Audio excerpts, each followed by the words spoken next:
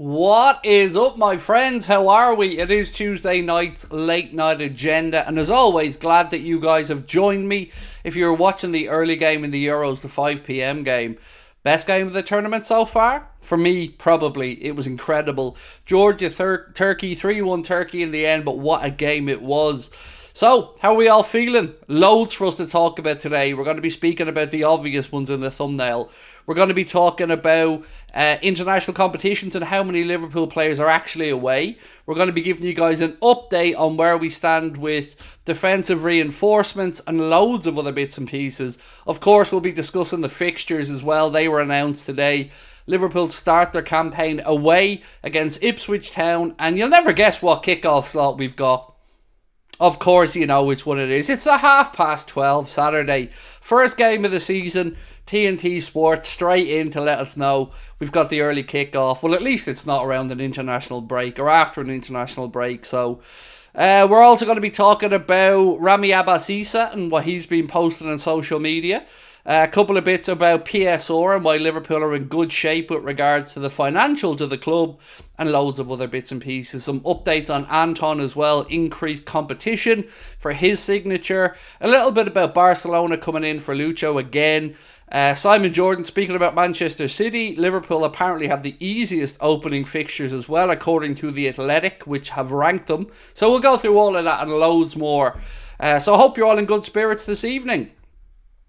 Congratulations on the sold out arena. Thank you. Look, Mark gifting 2 memberships as well. Thank you, Mark. Yes, look, ladies and gentlemen, you may have seen, you may not have seen, but today we officially sold out the venue in Liverpool. It is donezoed. Except it isn't. Because of course we had a plan B ready. The venue did sell out, but we have upgraded to the bigger theatre and we are able to release an additional 75 tickets for our live show in Liverpool.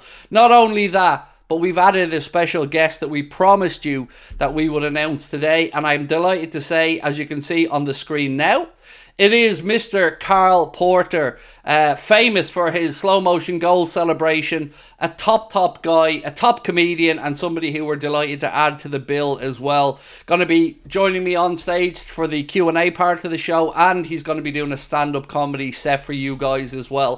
Thank you so much to Carl for agreeing to come along with us for the night. It's going to be sensational. We promise you a good night in Liverpool, and we're going to deliver. So you can still get tickets because we've been able to move to the bigger venue, meaning we've got 75 additional tickets that we can sell, and they are available right now. Get your tickets from the link in the description of this stream. I'm sure somebody will pin it to the top of the chat for me in a moment as well. And of course you can scan the QR code, right? Luke, hey Craig, how's it going? What's your opinion on the fixture list? Well, let's start off with the Athletics piece. So the Athletic went through everybody's opening fixtures, and they've basically ranked their difficulty, number 1 being the most difficult, right down to number 20 in the Premier League. And Liverpool finished bottom of that pile, meaning, according to the Athletic, we have the easiest opening 5 fixtures of the Premier League. And I'll take that. Now, of course, we'll look through them and we'll talk about them, but this says, Liverpool head coach Arne Slot could not have wished for a much better start. Liverpool faced 3 teams who finished in the bottom half last season as promoted sides, and a promoted side, and the former Feyenoord boss gets his feet under the table and adapts to the Premier League. So, our opening 5 fixtures are Ipswich Town, Brentford, Manchester United, Nottingham Forest and Bournemouth. So, we've every opportunity to get off to a decent start in the league before some difficult fixtures. I mean, if you look at the end of the season, we've got quite a difficult run from our last few games, but we have the opportunity to get in here and get some points on the board, which I will take at this moment in time. So, fixtures, not too bad. You always look through them for more detail, and if you haven't seen the end to the campaign, that's why I was saying that those fixtures are far more difficult. Liverpool finish up with an away trip to Leicester on April 19th, then Spurs at home on the 26th of April, Chelsea away on the 3rd of May, Arsenal at home on the 10th, Brighton away on the 18th, and our last game of the season is a home game against Crystal Palace. So plenty of time to digest and go through all of those fixtures, but we've got a decent start. Now, ironically, we're away from home for, I think, the 5th year in a row. Manchester United have a home opening game for the 8th year in a row, I think, which is incredible. But for us, we should be happy enough with those fixtures. We should be able to get off to a decent start. You never know what to expect when you play a newly promoted team away in the opening day of the season. Obviously, we're going to be taking on Kieran McKenna's Ipswich Town, who won the championship, played some great football, and we've a 12:30 kickoff on the Saturday to start the campaign. So let me know your thoughts on that. And of course, we'll go through all of the transfer talk as well. There's no easy games in the Prem. Fuck me, there's always one. Mate, can we stop with the cheap cliches? I didn't rank these fixtures. The Athletic ranked them from 1 to 20, and I'm merely just talking about it. But nobody's trying to say we're going to win every game this season or anything like that, dude. I mean, we can all trot out the cliches, but we should be happy with these opening fixtures, in my opinion. It's a positive, and it gives Arne Slot time to settle in. Can we talk transfers, please? Fuck me. I'll talk about whatever I want, Omar. How about that? And if you don't like it and you're impatient, fuck off and watch somebody else. Because honestly, bro, I'm trying to have fun. There's a video up that talks about all the transfers in 8 minutes. Go watch it if you don't have time to hang around. But I'm doing what I always do, which is easing in for the first 10 minutes.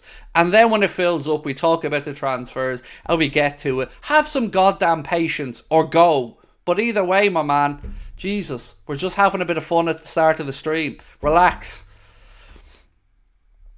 Man City have never been as big a club as Liverpool, Chelsea and Arsenal, and they never will be. Nor will they ever be, my friend. You're right. Love the jumper. Thank you, George. Just a cheap one from Sports Direct, bro. So look, let's start off actually with a little conversation around our centre-backs, if I may. I was reading a very interesting piece last night, again on The Athletic, and they were speaking about defenders who've been linked to Liverpool, defenders who are at Liverpool, and just defenders in Europe again who are playing at a high level. And one thing that stood out to me was the tackle percentage for Liverpool's defenders and the tackle success percentage, and of course also the passing success percentage. But would it surprise you to know that the centre-back at Liverpool with the highest tackle win rate isn't Virgil van Dijk? It isn't even Ibrahima Konate. It's actually Jarell Quansah.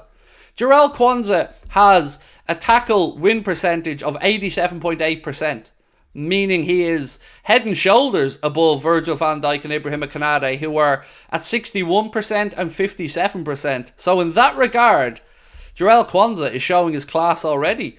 And another interesting stat to look at as well, Virgil van Dijk attempted 81.8 passes and his pass completion percentage was 91.4%. That is incredible for Virgil van Dijk to have completed 91.4% of his passes. Ibrahima Konate, very respectable as well, 87.9% of his passes last season completed. And Jarell Quansah, 88.6%. So, if we can take one piece of information around our centre-backs, it's that they're pretty good with the ball at their feet, which shouldn't be a surprise because that's a bit of a prerequisite to come and play in our back line. But there you go. Virgil van Dijk, Ibrahima Konate and Jarell Quansah. Now, it didn't give any information on Joe Gomez, by the way, so I'm not ignoring Joe. There just was no information on Joe when on this Athletic piece. It was basically comparing Eleni Yoro, but I zoomed in on the Liverpool parts of it. So there we are. Let me know your thoughts on that. And actually, while we're talking about centre-backs, ladies and gentlemen, and by the way, if I started and I seemed a little bit snidey at the start of the stream, I'm sorry, but I just don't have time for impatience and stuff, you know? I have a load to get through. I have a formula that I like to work through, and I know people want the transfer news, but there are shorter videos for that if you need to look at it straight away. There's one up earlier on today that will give you it in 8 minutes. So, right. Let's talk centre-backs, and one in particular is Waldemar Anton. We spoke about this guy a lot over the last week, and it looks like Liverpool have a bit of a race or a bit of a fight on their hands if indeed they want to sign Mr. Waldemar Anton. This piece here says that Liverpool would need to go battling with Bayer Leverkusen, who Xabi Alonso wants this guy to come in and maybe replace the outgoing Jonathan Tah, who it looks like could be on his way, or at least is Bayern's number one preference. This piece here said that Liverpool, Manchester United, Bayer Leverkusen, Nottingham Forest and Brentford are all expressing an interest in Anton, who is a centre-back. No, sorry, I'm reading out the wrong link there. Sorry, that's on me. Hands up, that's on me. I read out the wrong link there. This one, sorry, says Bayer Leverkusen have been told that Waldemar Anton is definitely not made a decision yet about his future. It goes on to say that Leverkusen are pushing hard to try and sign him. Xabi Alonso was called multiple times, and talks with Bayer Leverkusen are ongoing about their interest in Waldemar Anton, who's the 27-year-old Stuttgart centre-back who we've been linked to, and now Bayer are pushing to sign. So I don't know how strong our interest is, but I just wanted to update you guys on Bayer Leverkusen looking to push ahead and sign him as a possible replacement for Jonathan Tah, who it's believed is Bayern Munich's number one target if he does leave Leverkusen. Sorry, got a little bit distracted there. I was reading about the wrong German player for a second. I was reading about Bayer, which I'll move on to in a second. Waldemar. It's not Voldemort. I just don't know how you pronounce this dude's name. It's Waldamar. So Waldemar. I just don't know what the German pronunciation of it is. So it probably does sound a bit like I'm saying Voldemort. All right. What was that? You look like Voldemort now. Calm down. Calm down. Right. Let's talk. What do we want to go to next? Chiesa? Should we talk Federico Chiesa for a few minutes? So the Chiesa situation is interesting, and I want to kind of call the echo out on something here, actually. And yeah, fuck it. I'm going to call the echo out on this because they're talking absolute pony. And let me explain to you why. So, the echo run with a headline. And the headline says this: Juventus warned over allowing Chiesa exit to Liverpool. That's the headline of the piece in the echo. You read the piece and Liverpool aren't in it. They're warned about Chiesa exiting, but the Echo have taken a bit of a poetic license and inserted Liverpool into the warning. Now, Liverpool are indeed rumoured and linked with Chiesa, but this headline from the Echo is nothing but clickbait bullshit. And I'm sorry, but they need to be called out on it. So, the headline says, Juventus warned over allowing Chiesa exit to Liverpool. So you're thinking, ooh, somebody's spoken up and said, don't let him go to Liverpool, right? No. The Juventus hero, Tacchinardi, has told the club to think twice about allowing Federico Chiesa, he says, to leave for Liverpool in the article, but Liverpool aren't mentioned. It said the winger has also been linked with a move to Anfield amid reports that the attacker, who has 1 year left on his deal, is seeking a summer transfer. He said, if Juve sell Chiesa, for me, they're making a mistake. Yes, he has brakes on the pitch, but he has a terrifying engine on an explosive level. In one-on-one, he's unique and you have to give him the freedom of action. At Juve, they never saw the real Chiesa. Chiesa has always felt misunderstood, but he has enormous potential that is still unexpressed. And for me, when you have a strong player in that team, you keep him. Now, where in that quote did he mention Liverpool? That's right, he didn't. But that doesn't stop the Echo. That doesn't stop the Echo with their clickbait journalism. Juventus warned over allowing Chiesa to exit to Liverpool. They're warned about allowing Chiesa to exit, but nowhere does it link Liverpool. Now, we know that there are links to Liverpool, and of course we'll discuss them. But, you know, sometimes you got to call this crap out, because the way I look at this is, if you want to keep ignoring Anfield Agenda, which the Echo do, they speak about everybody else on the planet, but they ignore us, then I'm going to call you out for your bullshit. And that, my friends, is poo-poo of the highest order from an outlet that are struggling and have resorted to clickbait nonsense. And if you don't have to take my word for it, read their transfer vlog, read the comments in it, and enjoy. I never believe the Echoes of Dave Sharples. They've resorted to actually just clickbait, in my opinion. It is the most nonsense I've seen from any outlet ever. Like, how do you get to that point where warned about joining Liverpool? He wasn't. He was warned about leaving Juve, and that's understandable because Juve are going to lose him for a rather insignificant fee. But for our perspective, I do hope that this is one that Liverpool are looking at seriously, because, as that piece said, Federico Chiesa, 1 year left on his Juve deal, and they have a decision to make. Now, while we're talking about Juve, actually, a bit of an interesting twist. So you know the deal that was to take Weston McKennie to Aston Villa and Douglas Luiz going the other way. Well, there's a problem with that deal. The problem is that apparently now Weston McKennie might not be included in the deal, and there's an opportunity that another player could go. They haven't mentioned in the piece who that player is, but they do speak about the fact that McKennie is doubtful for the deal. So take from that what you will, but it does seem like Douglas Luiz is still heading to Turin based off the article anyway. I wonder if the bigger transfers will happen after the Euros are finished, maybe, said Darkness. Well, I was thinking about this, and somewhat maybe, yes. There is certainly something to say about the Euros or the Copa America finishing and then obviously players being free to make transfers. Interestingly, even though the Copa America starts a week later, they do finish on the same time. I think around July 14th, if my memory's right, both those competitions come to an end. And it got me thinking, how many players do we actually have involved in these tournaments? And this is where the Echo have actually done some good work. They say, at the Copa America, Liverpool have 4 players at the tournament, with Alexis McAllister, Alisson Becker, Luis Diaz and Darwin Núñez all taking part in the Copa America. At Euro 2024, 10 Liverpool players are competing for the trophy in Germany. Cody Gakpo, Virgil van Dijk and Ryan Gravenberch are representing the Netherlands. Trent Alexander-Arnold and Joe Gomez are with the England squad. And then they say Andy Robertson is with Scotland, while Dominic Szoboszlai captaining the Hungarian team. Kanade with France, Jaros with Czechia and Diogo Jota with Portugal. So we've got 14 players away on international duty. Sorry, I was looking at the window because I thought I heard my wife come back and I was right. So there you go. That's probably not important to you, but it is to me. I was just checking that she was home.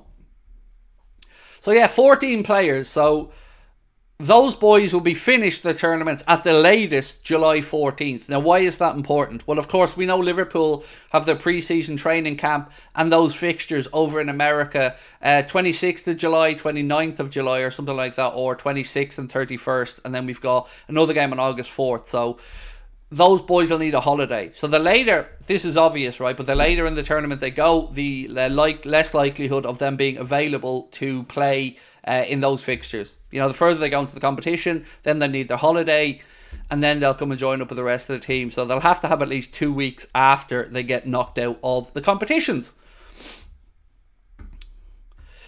The only place the Echo should be is in a cave, said Robert.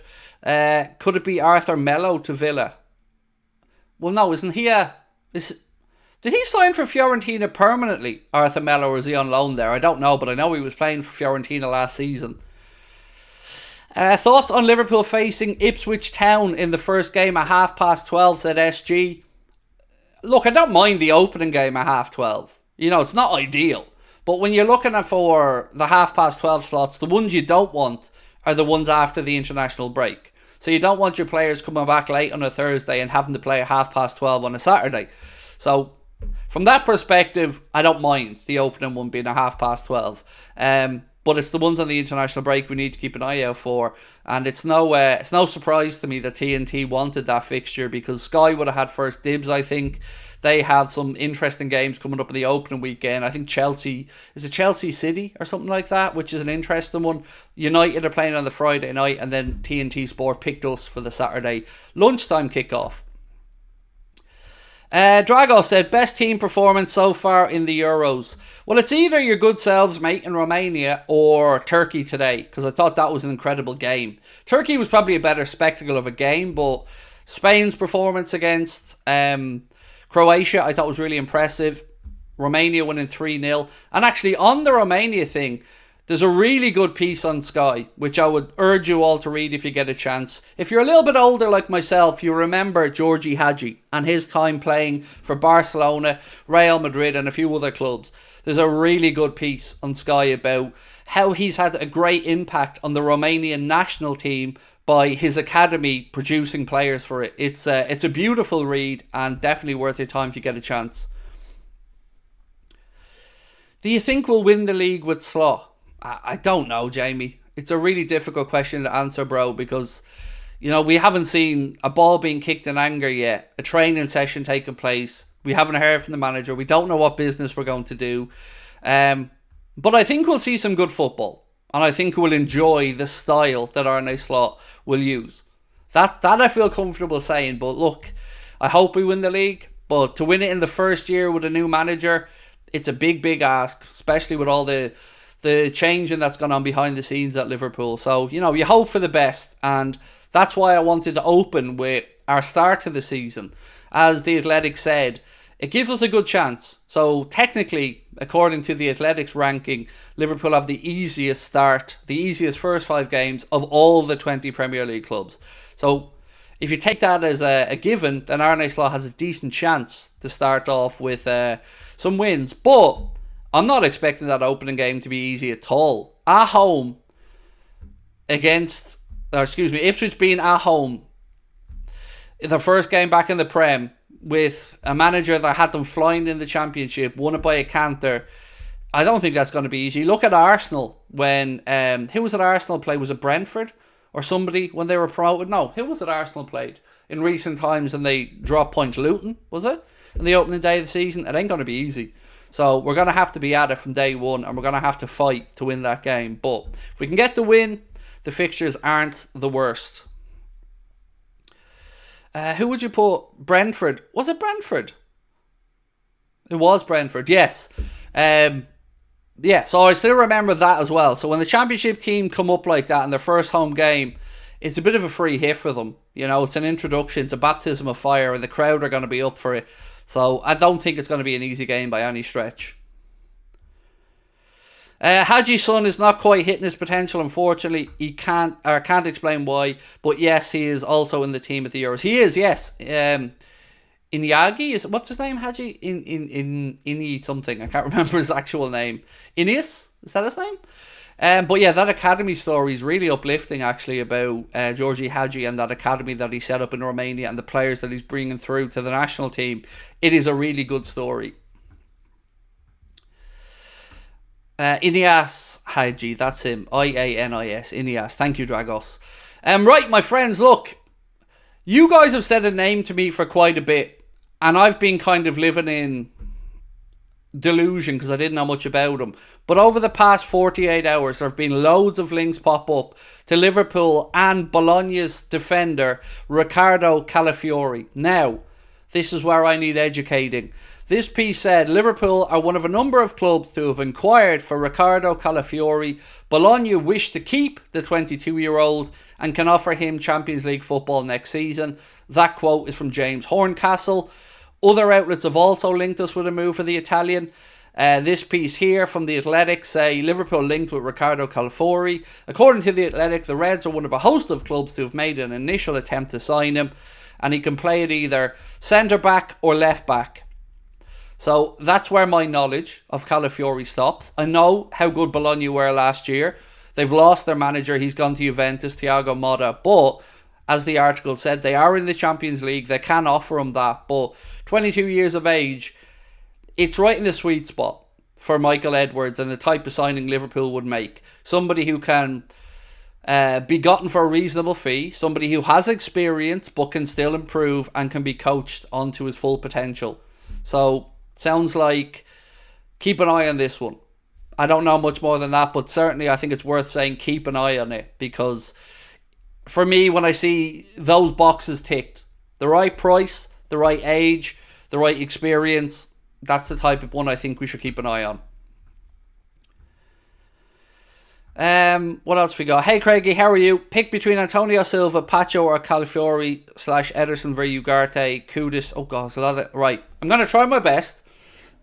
So I'd take Antonio Silva from the centre-back list, Ederson for the midfield position, and up top, honestly, I don't mean to sit on the fence, I'd have any of those three and be more than happy. Whether it's Mohamed Kudus, Michael Olise, or Nico Williams, I would be very happy left out with any of those because I rate them all highly.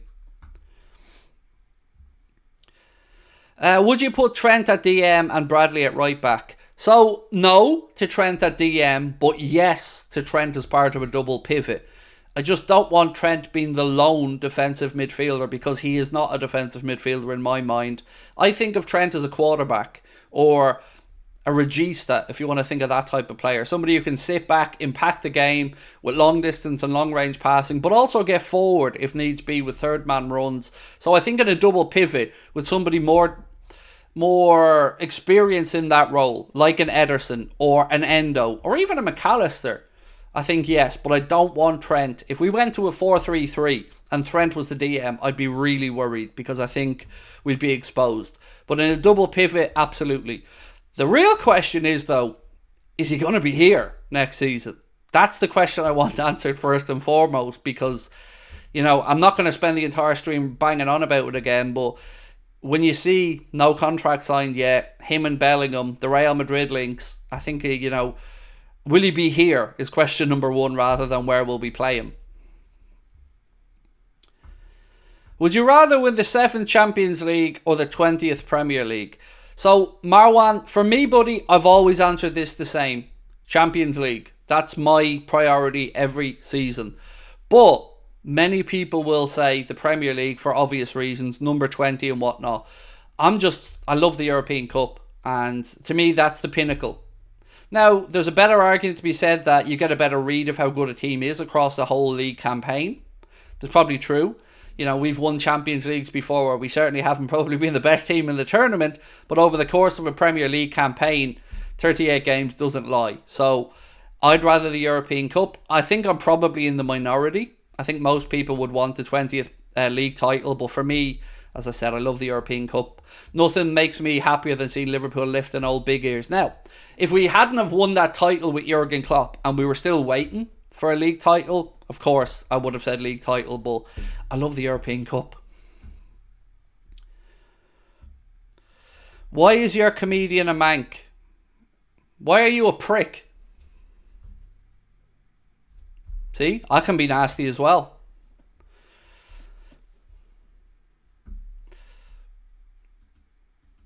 Let me just remove you and your ignorant ass from my stream.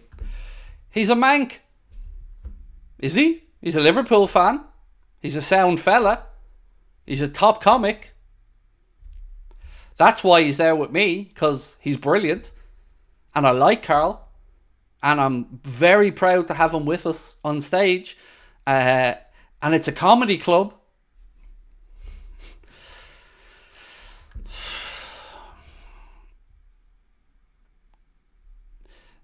Which teams do you think will survive relegation between the 3 newly promoted teams?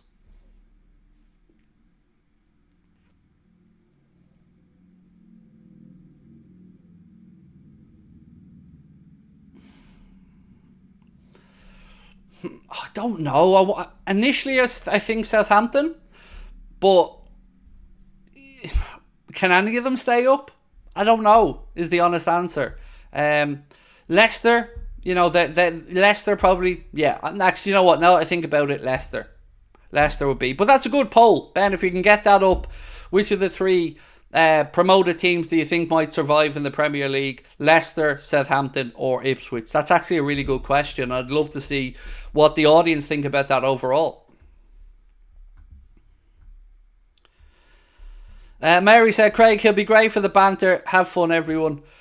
I'm delighted. I'm so proud to have him there. You know, Carl is a great comic. If you haven't seen his slow-mo routine of goal celebration, check it out. It's incredible. I still don't know how he does it, and I've watched it so many times. But look, it's a pleasure to have Carl with us, and he's been gracious enough to come along on the night, do a little bit of comedy for us, and of course do a Q&A with us as well at the end, where we're going to talk about football in general and Liverpool Football Club. What more do you want? When do you think we'll make our first signing? I've got a feeling, Benjamin, and it is just that, we'll see something before the end of the month. Because the profit and sustainability rules, it's an important thing to keep an eye on. And some clubs, financial end of year is the end of June, and some clubs have to sell. And they have to get in some money. So what I'm hoping is that we can capitalise on that need and leverage our position. Because we're in a really healthy position. And actually, speaking about that, football finance expert Kieran Maguire has been speaking about Liverpool's position for PSR. And this is what he had to say. They're streets ahead of the majority of clubs in the Premier League when it comes to the financial due diligence. Maguire credits the club's owners for achieving that during what is approaching 14 years in control of the club. When it comes to the money going out, FSG are forensic, is what Kieran Maguire said. They are so over the numbers that I can't see Liverpool ever being in a situation where we've seen at some other clubs where they had to sell before the end of the financial year to comply with FFP and PSR. So, I mean, what Kieran said there is absolutely spot on. Kieran Maguire knows his onions. He's fantastic regarding all things football finance. I'd have a slightly different phrase to Mr. Maguire there when he said that Liverpool are so over the numbers. I would say that Liverpool's owners are just cheap. He said that they're forensic when it comes to money leaving the club. I'm not going to argue with that. Tight is the word I'd use, but forensic is probably a good choice of words as well from Kieran.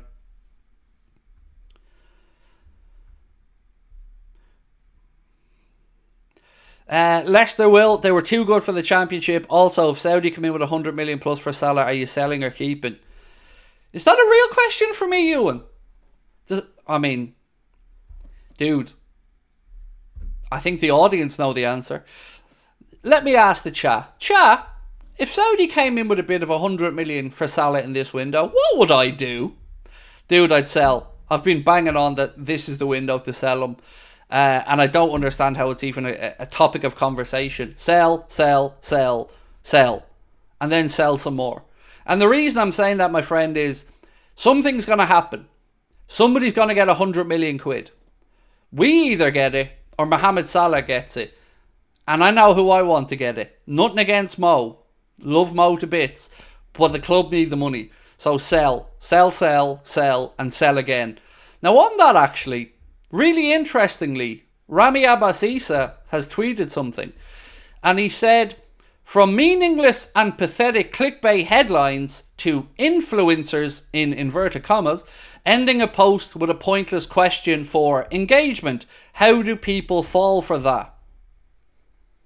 So again, Rami Abbas-Issa has had a lot to say without actually saying anything. And this is kind of ironic because he's calling people out for clickbaity stuff with questions and then putting his own kind of vague random post out there that ends in a fucking question.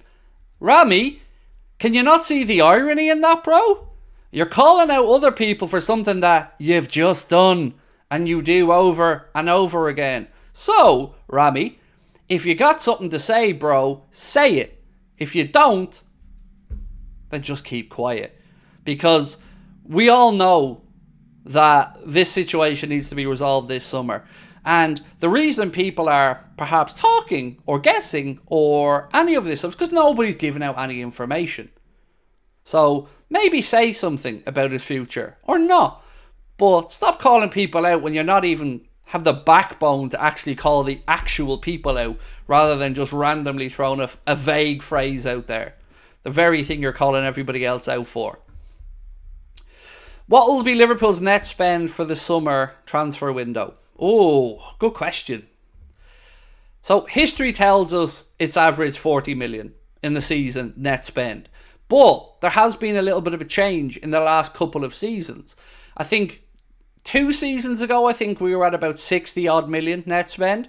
And last year, if my memory's right, I think we're in and around the 90 million net spend. So what's this summer going to bring? Well, I think we have to look at this in a few ways. Firstly, how many incomings will we bring in? And also, how many players are we going to sell and how much would that generate? So if we take it for gospel that Salah stays, Verd stays and Trent stays, then who realistically can the club sell? Maybe Kelleher if he wants to move on. But you've also got to replace Guivi and Kelleher. Or if you're going to go with Yaros, give Yaros a new contract. On top of that, you're looking at fringe players maybe who might bring in small amounts of money. Maybe Kostas Tsimikas if the club decide to cash in on him. I don't really see where we're going to recoup much money in this transfer window unless there is a surprise sale. So with that in mind, I'd be a little bit cautious with what to expect with regards to incomings. So I'm going to say we finish the window with a net spend of, I think around the 60 again would probably be where I'd place my money if I had to put a bet on this. Good evening, Craig. How are we, Igor's Uncle Dave? What a name that is, Igor's Uncle Dave. Craig, have you seen the Echo report that Lucho's agent is talking to Barcelona? Indeed, I have, my friend, yes. I have it here in my notes somewhere. There we go. So yeah, they do say Barcelona chasing Diaz. A report from Sport, who are an outlet in Spain, have said that Lucho Diaz is top of Deco, who is the sporting chief at Barcelona. He's top of his wish list for this summer. Goes on to say that he's got 3 years left on his Liverpool deal, and Liverpool are not thought to be in any rush to make a decision about his future. That phrase interests me, because it doesn't say that Liverpool are in no way interested in selling him. It says Liverpool are in no rush to make a decision about his future. So are we being teased here that maybe there's a possibility that he could be sold if a number was achieved that Liverpool were happy with? Again, I don't know. I'm just kind of playing devil's advocate here. But they do go on to say the chances of Barcelona actually landing Diaz are considered slim given his current Anfield deal and the La Liga club's poor financial position. So yeah, it's the same situation basically. They like him, he likes them, they don't have the dough. So unless they're able to move Rafinha on and a few others on and free up money, you know, it's probably just going to be a story that kind of drags on throughout the summer with no real substance to it. Would I take 350 million for Van Dijk, Trent and Salah? Yes, of course. I think anybody with half a brain would take that. 300 million quid for a 33-year-old, a 32-year-old, and Trent. I think yes. Now, I'm not saying I want to lose any of them, but I take 350 million quid, absolutely.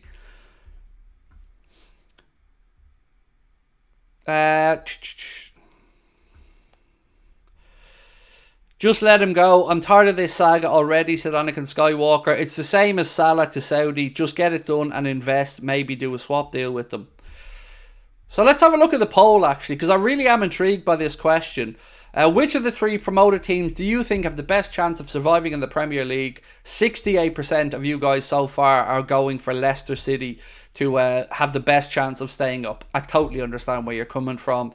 You know, it's still a shock to me that Leicester went down, because I thought they were too good to go down. But I agree. I think Leicester are probably in the strongest position to stay back up in the Premier League. Paul Hegarty, how are you, Paul? Said Diaz, £60 million, that's the spend pot.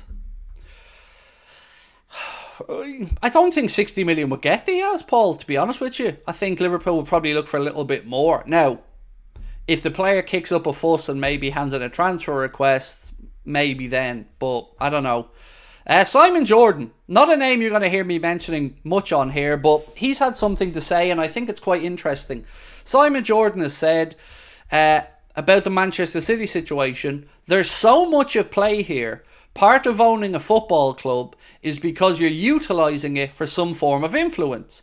There are political things at play here. That is why I think there may well be a deal struck that means everybody drops hands and some consequence is wreaked upon Manchester City and some solution is enabled for the Premier League. So I agree with a part of that. I absolutely, and I've always believed that there will be some political posturing, influence or pressure on the decision. But what I don't agree with is that there should be any kind of compromise. It's probably the fairest way. They deserve to have a hearing, and that hearing deserves to be fair, and all sides, of course, have the right to put their side across. But if they're found guilty, then they deserve to have the full weight of any rules or options that the Premier League can throw at them because of what they've done. So I agree with a lot of what Simon Jordan said, but I'm not up for this, compromise nonsense. We all know what City are doing at the minute with their suing of the Premier League. They're basically just trying to distract, make it difficult, pile pressure on, and find a compromise. That's how many people are reading the situation. I hope they get the book thrown at them. And on the interesting thing about the Court of Arbitration for Sport and that hearing that City won 2-1, going back for the UEFA case, amazingly, they pretty much were able to name 2 of the 3 people on that panel, which is, or at least make an influential decision on them. The whole thing baffles me, but we will, I guess, in November understand what's happening, because that's when the hearing is scheduled to take place. Ethan, how are you, Ethan? Said, I hope Diaz stays. He offers a decent or different kind of energy and attack. Ethan, I agree. I like Diaz. I think many of us in the chat here would say we've got no urgency to let Diaz go.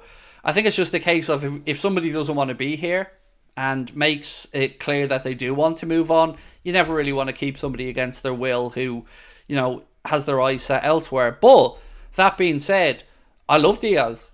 His work rate's incredible. I would like a bit more end product, but other than that, I don't really have many complaints about Lucho. Adam said, how many centre-backs would you need? Adam thinks 2. I think 1 is okay, Adam, because you've got Gomez, you've got Canade, you've got Van Dijk, and you've got Kwanzaa. So you've got 4 there.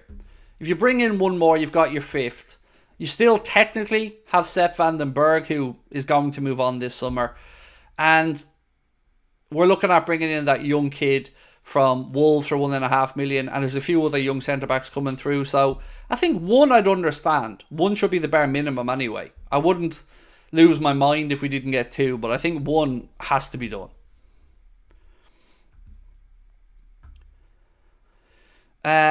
Did we make a bid for Ederson?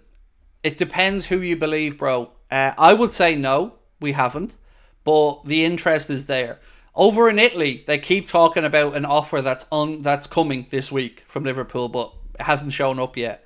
Now, I want to talk a little bit about Maximilian Bayer, who you guys may remember as a name that was linked to Liverpool a while back. He's a Hoffenheim striker, and I think he's still 21 years of age. There's a piece today and said, reports coming from Germany claimed Liverpool were joined by Man United, Bayer Leverkusen, Nottingham Forest and Brentford in expressing an interest in signing Bayer this summer. Now, another report from Italy has said that it's going to cost £34 million or €40 million if you want to sign him. And Hoffenheim have stated that they would allow the 21-year-old to go for that price. As I said earlier on, lots of interest in the player. I don't know who gets him, but 21 years of age, €40 million, Hoffenheim player, and we've been linked to him. And we've been linked to him going back quite a while, to be fair. I just don't know, again, if he's going to be the guy, if he's going to be the one that Liverpool decide to pull the trigger on and make an offer for. McLaren Legion, I literally just answered your question. Literally just answered it, and you've wrote it twice in the space of a few seconds, so have a little time out, bro, because no spamming. Oh, you've wrote it 3 times there. No, yeah, definitely have a time out, bro. Can't be spamming like that. So yeah, you're gonna have to have a little time out, bro. And I've answered your question as well. In November, if City are found guilty of the charges, can the Premier League kick them out? Yes. Premier League have every option open to them. Points deduction, transfer ban, fine, expulsion from the Premier League. Yeah, there's loads of things open, but we don't know what's the most likely, is the honest answer, because it's an unprecedented situation. Mikhail, my apologies. Mikhail said, Craig, Kudus or Bowen? I think the smart answer is Kudus, but I think the here and now answer is Bowen. You know, if we lost Mo, Bowen is the guy. But he's 28. And he signed a 6-year deal last year with West Ham. So they're in absolutely no position to need to sell him in that regard. So I think Kudus is probably the smarter play.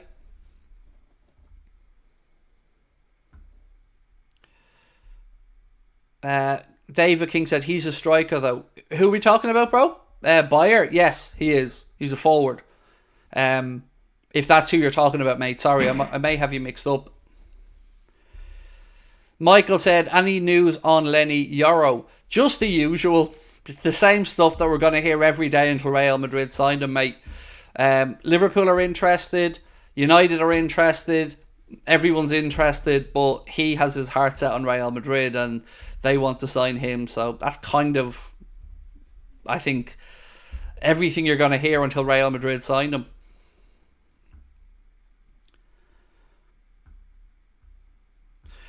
It's been reported that if Man City win their case, they want a more relaxed FFP. No, that's not true. What Manchester City want is a relaxing of the, I can't remember the exact name on this, but associated party transactions. I believe that is the relaxing that they want. So basically, let's say I owned Liverpool and I owned 5 other companies. The associated party transactions means that I can't just get one of my other companies to sponsor Liverpool for an absorbent amount of money that has nothing based in reality. There has to be fair market value. So other deals are compared and then they come up with a figure. Like, let's say Liverpool, I agreed a 60 million deal with Liverpool. They could look at that and go, okay, similar deals have gone for similar money for similar size clubs. We view that as a fair sponsorship. Do you get me? But they can't just open up this wormhole of 150 million quid a year sponsorship when that isn't the market value. So they just don't want owners being able to exploit loopholes to basically top up transfer funds and plug holes in their finances with friendly money.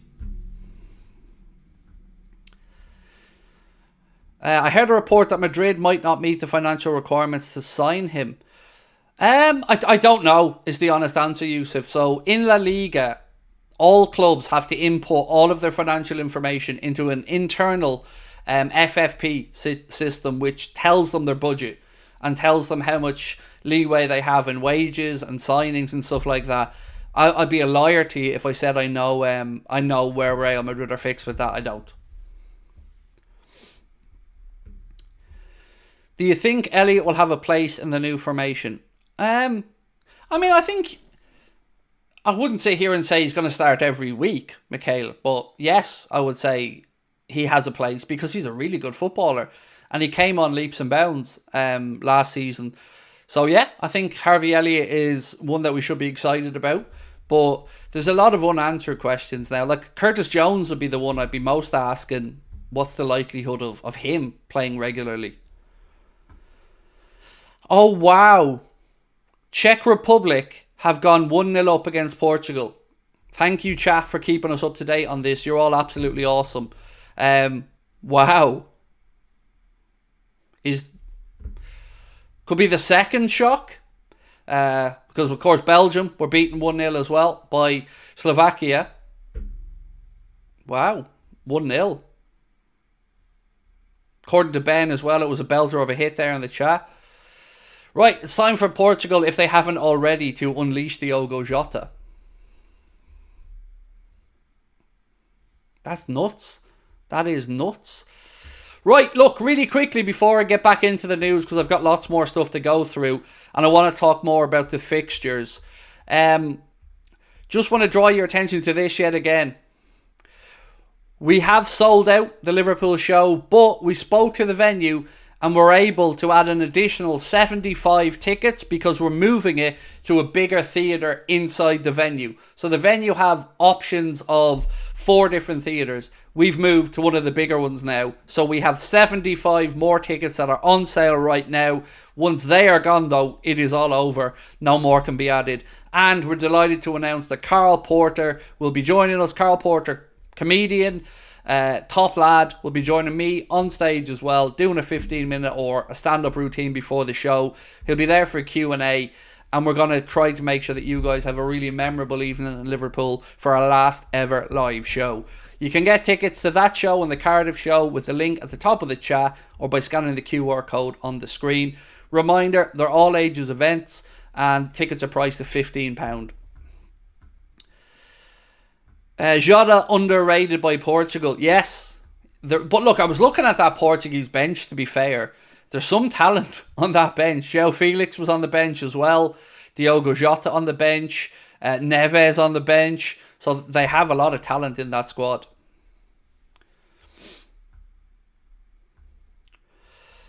I'm a Liverpool fan, but I like to see Ipswich Town. They have a well-balanced team, also young players, so I think they'll do better than Sheffield or Luton. I have to admit, Brian, I'm a little bit in the dark. Like, I I didn't watch much of Ipswich last year. I obviously seen their march through the Championship. Kieran McKenna's done an incredible job with back-to-back promotions there. If they can stay up, that is truly a remarkable achievement for Ipswich Town to go back-to-back promotions, and if they can back that up by staying in the Prem, incredible job all around. Jota is on now. He has been unleashed, so Diogo is now on the pitch, so Portugal have a better chance now, in my opinion. Henry the Gamer said, another 12:30 kickoff. We don't play very well. We play a 12:30. I don't mind this one as much, mate, because it isn't after an international break. It's the first game of the season, so I'm okay with this one. I hope TNT Sport don't take the Michael all season with it, but this one, I'm okay with it. I'd rather this than the international break 12:30s. For those of you who aren't aware, Liverpool have 14 players, 1-4, who will be away on international tournaments over the course of the next month. We've got 10 players taking place at the Euros and 4 over at the Copa America, which gets underway this Friday. Inacio is on as well. Interesting one, Goomy. Thank you, bro. So let me hope you guys keep me up to date with what's going on there with Inacio and whatnot. Does anybody have any clue about this Rami Abbas post, by the way? Does anybody know what it's pertaining to? So he said, from meaningless and pathetic clickbait headlines to influencers ending a post with a pointless question for engagement, how do people fall for that? Has something happened that we've missed with Salah or something? Because that's confused me. Because I've not seen anything really new on Mohamed Salah, or talking about his future, or saying that a deal is imminent for him to stay, to go, or anything. I really have no idea what Rami Abbas is talking about there. Jota just kicked the fella in the head. The guy was standing up. I don't know. At least he didn't break his nose. See that about Mbappe, by the way? Yeah. Broken nose for Kylian Mbappe. And he could well miss the remaining group games. Maybe Salah has longer than we think. No. Because you're getting really, really top tier journalists who've been out saying that he's in his last year. No, I don't think that's the case. But I really don't know what he is going on about. But the irony of doing the very thing he slagged people for isn't lost on me, ending with a vague question. Can we give Mbappe a Darwin Núñez mask? Is he handsome enough for a Darwin mask? I don't know. It's Nev. Welcome to Anfield Agenda FC, my friend. Appreciate you. No surgery needed. Don't know how. Sometimes with a nose mark, if you can reset it quickly, it can... Again, if there's a doctor in the house or a nurse or anybody who can fill me in. I had my nose broke when I was younger and I set it. So I think it is possible to do it quickly. But I think, if I'm not mistaken, if it's not done almost immediately, then you have to wait for the swelling to go down and for a while before you can reset it. But it looks like they managed to reset it because it looked decent enough afterwards. Did I see Mopé's post on Mbappe? I didn't. I'd seen the one on James Maddison, all right, with the 3 darts on in front of the dartboard, but no, I haven't seen the Mbappe one.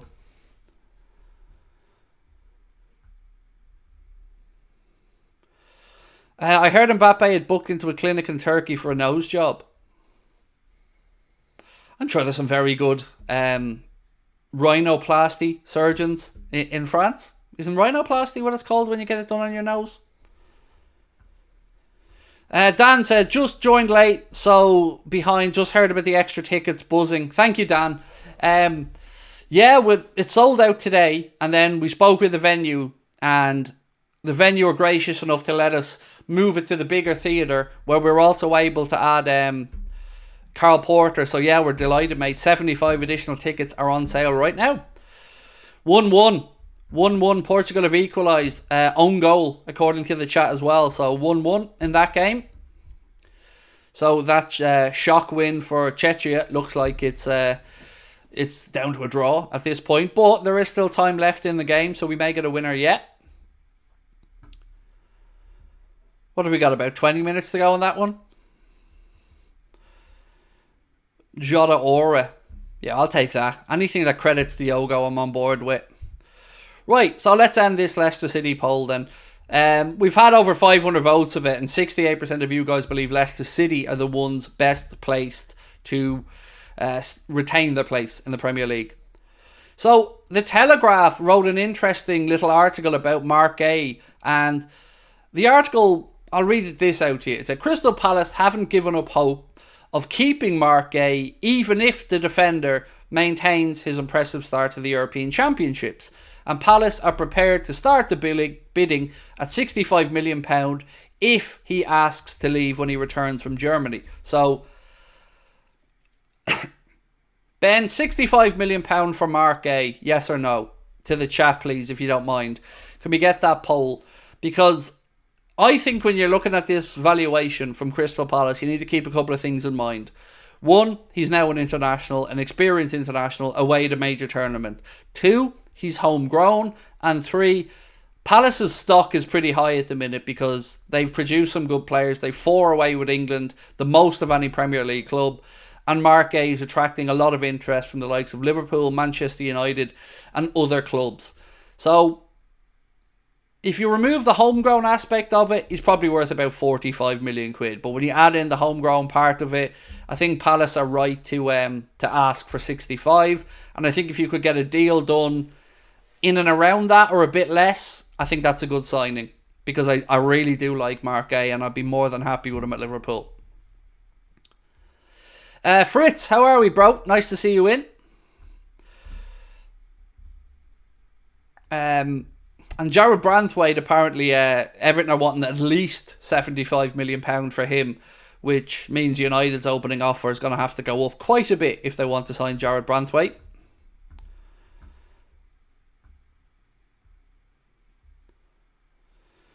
Patrick said, Craig, you're a top fella and you have a great channel. I'm glad I stopped listening to all the BS about you and your channel and finally gave it a fair go. Well, I'm glad as well, Patrick. Thank you. I've always said the same thing, mate. I can understand how an opinion is formed about me or anybody based off clips or third-party information.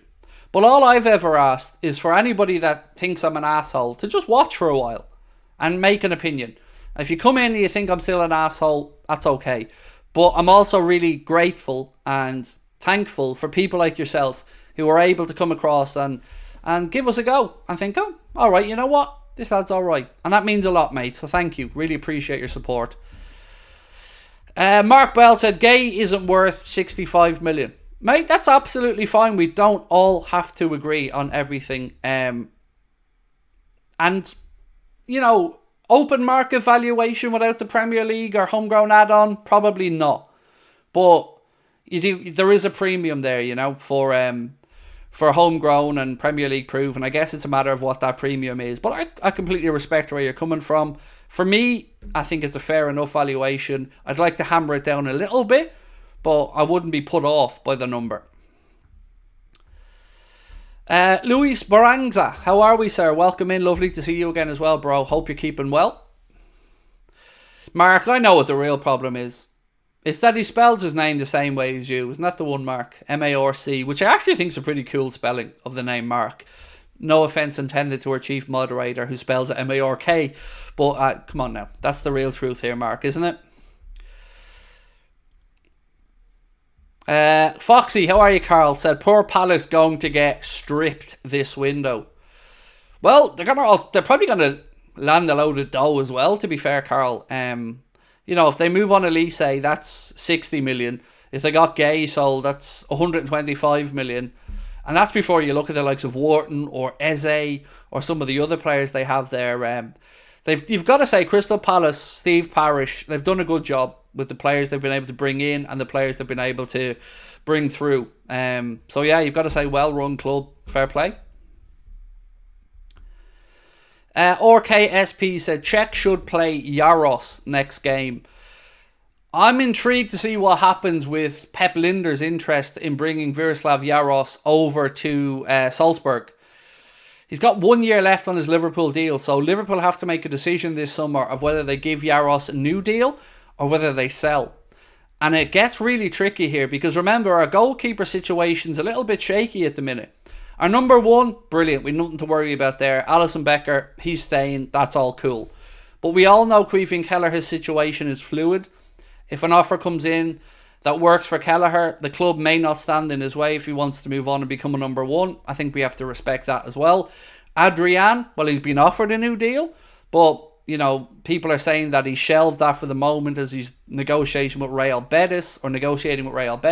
And now we've got our other goalkeeper, Jaros, in his last year as well, and maybe going over to the Austrian Bundesliga where he won the league last year and the cup with Sturm Graz. So it's a bit messy.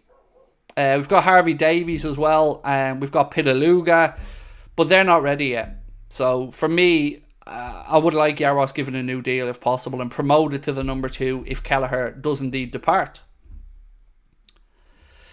WR10, how are you, my friend? Said, what's your view on Calafiori from Italy? Heard good things. I'm going to have to say the same as you, mate. I've heard good things, but I'm not really a football scholar who's watched a lot of Serie A, particularly Bologna. We know Bologna did incredibly well under Thiago Motta, got themselves into the Champions League. He's since gone to Juventus, but there's a lot of interest in their 22-year-old centre-back, as you've said. A couple of different articles today. James Horncastle, a very good journalist, said that, he's exactly said, Liverpool are one of the clubs to have inquired about Riccardo Calafiori.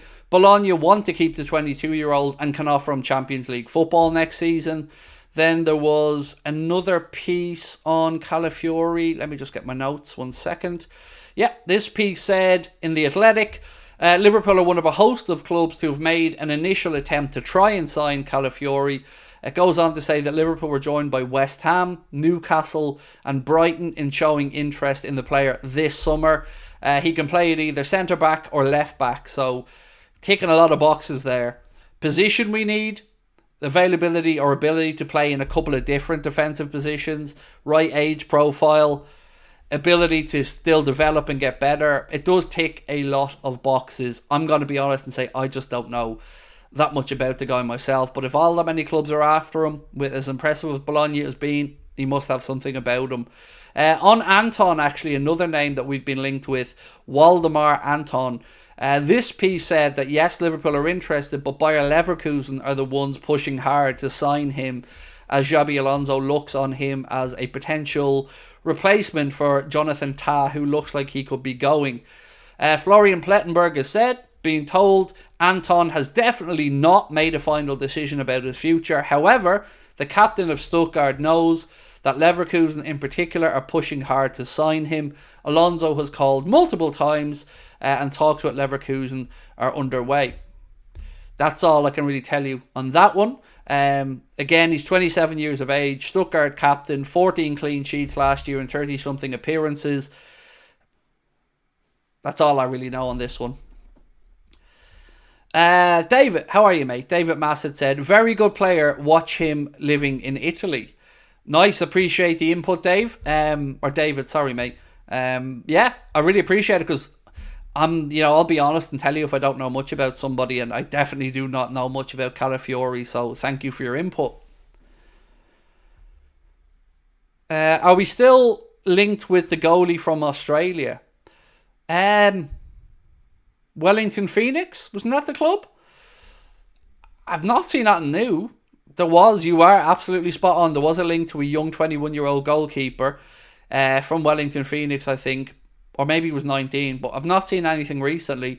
There was some links to a Monza goalkeeper who Juventus are pushing harder for as well. That's the only real links I've seen in recent week or so. But even at that, they were very tentative links. JD, how are you? Said, Calafiori is boss. His stats had him as one of the best centre-backs in Europe. Nice. Look, he must have something about him, because one, for Bologna to have qualified for the Champions League, it tells you that they put together a decent squad there. Two, he's 22 years of age, an Italian international. He's got to have something about him, and we know one thing about the Italians is they know how to defend. So certainly one to keep an eye on. It looks like he's certainly going to be attracting a lot of interest this summer, and we have been linked by many people as being one of the clubs who are interested. Di Gregorio from Monza, but sounds like he's staying in Italy. Yes, that was him, JD, thank you. Yeah, it looks like Juventus are going to get him, or at least are trying to get him, and Liverpool apparently tried to swoop in late, but the piece I read said that, as you've said, JD, he's likely to stay in Italy.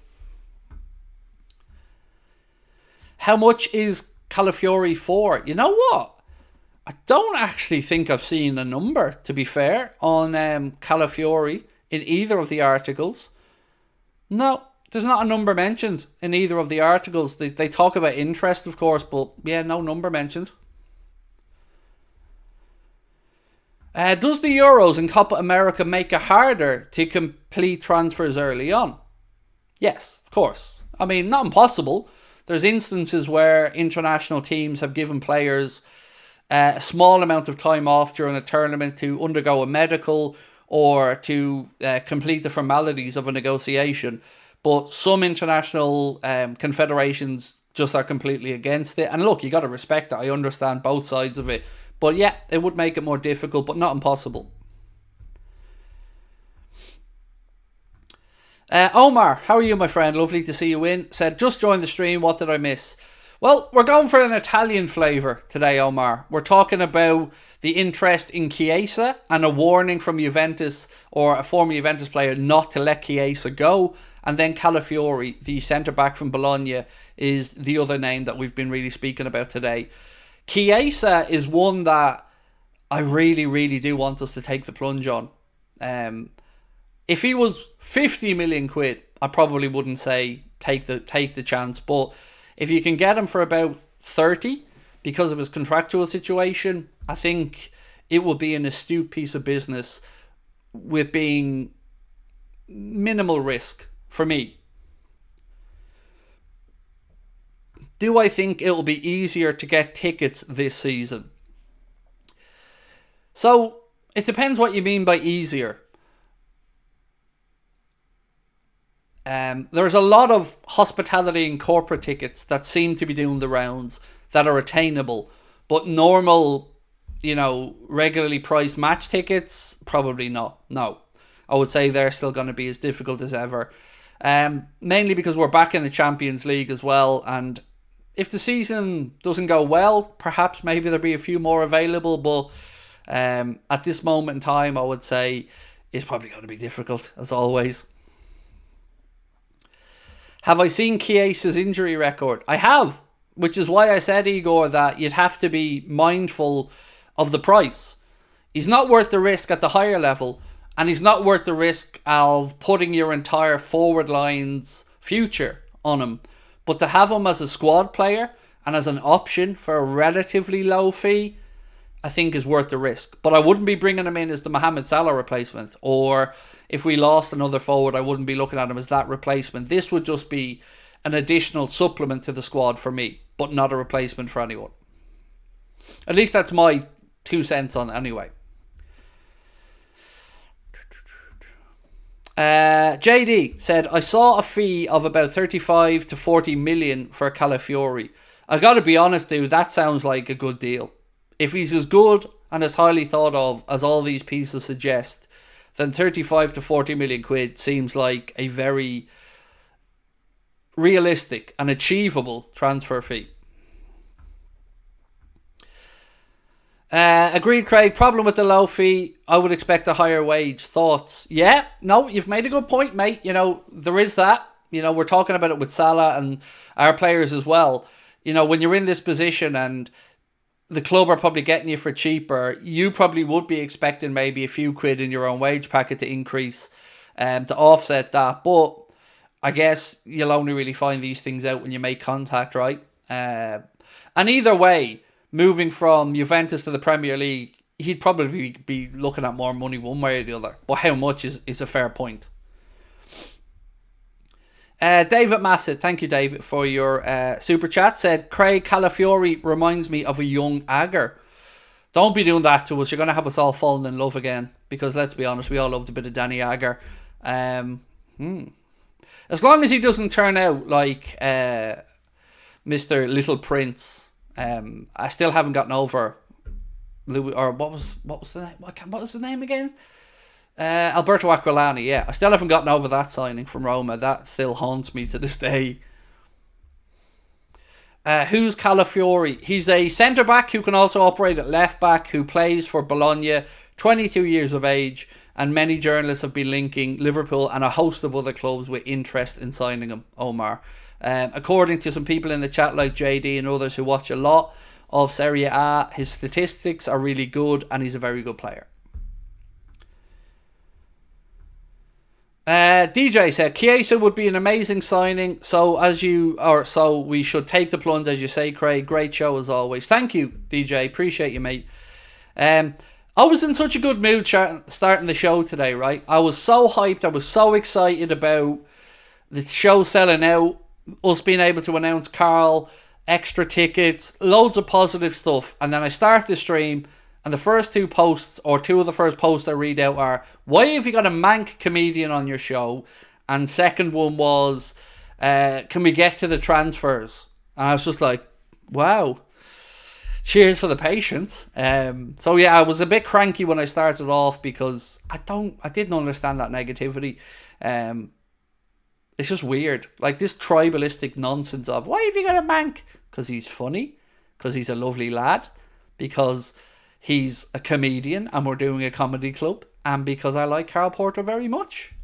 Just odd that somebody would look at that to moan about. No, oh cool. An extra performer for the same ticket price. Wow. Nope, just straight to moaning. Guarantee the lad isn't even coming to the show, by the way. The person who was moaning about it. Regarding 2-1, Diogo Jota with the winner for Portugal. See? We told you. We told the world, bring on Diogo and the goals will follow. And sure enough, Portugal bring him on and there he is. Diogo Jota slotting the winner. Better than Figo, don't you know? And it is now Portugal 2, Czechia 1. So good comeback by the Portuguese.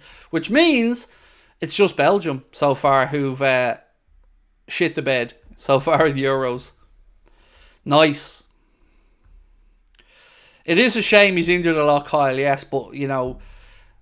Oh, there's a VAR check. Oh, boo. Boo. VAR ruining football again. Boo. Let's wait and see what happens.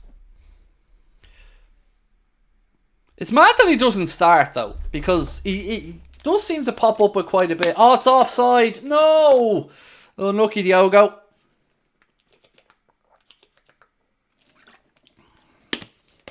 Unlucky. Offside, according to the chat. They'll end up starting him. Hopefully he doesn't get injured, said Paul. He's a great player, Paul. You know, when he's fit and available, he's an asset to have, definitely. So, let's have a look at the poll we asked you. £65 million for Mark A to Liverpool. Yes or no? I'm going to leave that one running for the rest of the stream because I really would love your take on this one. Let me know what you think. So far, 70% of those who voted have said yes, they would pay £65 million for Mark Gay. And the other 30% are saying no, they don't think there's value there. Oh, Ronaldo's offside, is he? Yeah, of course he is. Ronaldo, ruining it for everyone. My girlfriend has zero interest in football, but she sings Diogo's song to my nephew. Sounds like she's a keeper, my friend. Sounds like she's a keeper. Napu, or Napap, excuse me. Napupu. Napupu?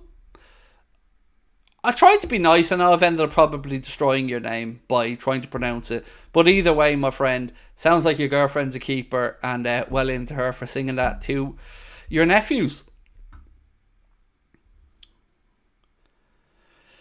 What are your thoughts on Yarrow being used as a smokescreen to get somebody like Calafiori? So for me, I'm just fed up of the... I would call it beta mentality, but other people would probably use a different phrase. The kid's made it clear where he wants to go. And it ain't Liverpool and it ain't United. It's Real Madrid. And with the situation he's in, he can get the deal. Whether he has to wait a year and go for free, or whether Real Madrid agree a deal with Lille towards the end of the window. If the kid says that's where he wants to go, I don't understand why we're hanging around. Because let's play best case scenario. We sign him because Real Madrid, for whatever reason, can't get the deal done. We all know in a year or two, he's coming back. They're coming back for him with Wedge. So I would still be worried about it. Where is this one? How are you and the family? Dylan, good, yeah. Good, thank you, mate. Good. Really busy at the minute, but good. We're like passing ships in the night these days, mate. We don't really get much of a chance to see each other a lot. But good. Other than that, everyone's healthy and well.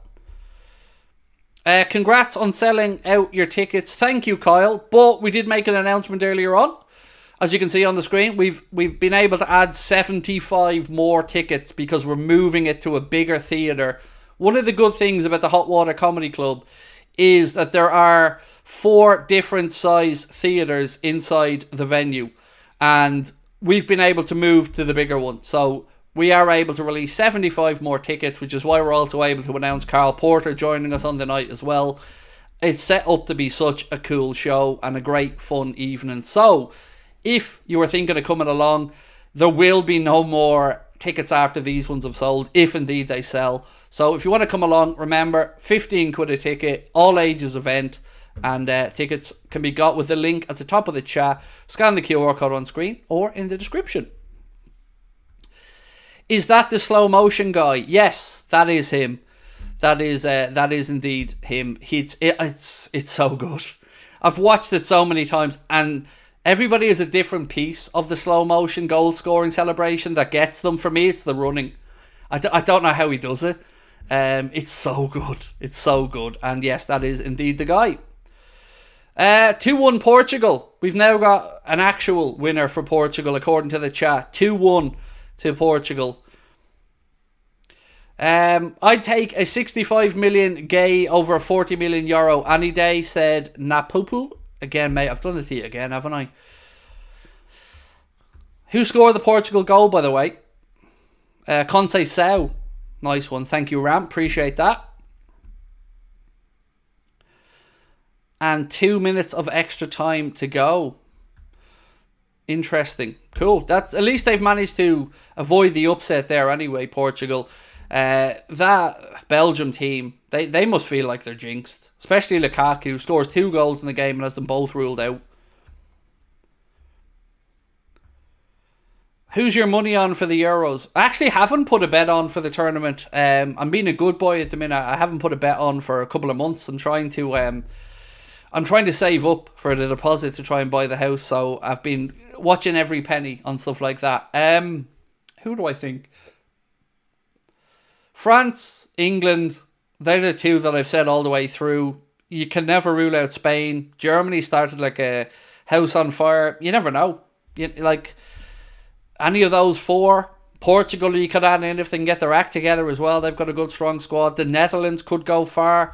I think it's going to be a great tournament. I think they've got the surprise packages. Obviously, Romania with their 3-0 victory. Incredible. Turkey today with a good 3-1 win and a very entertaining game against Georgia. Yeah, I feel like it's going to be a very good tournament, and it's certainly producing goals as well.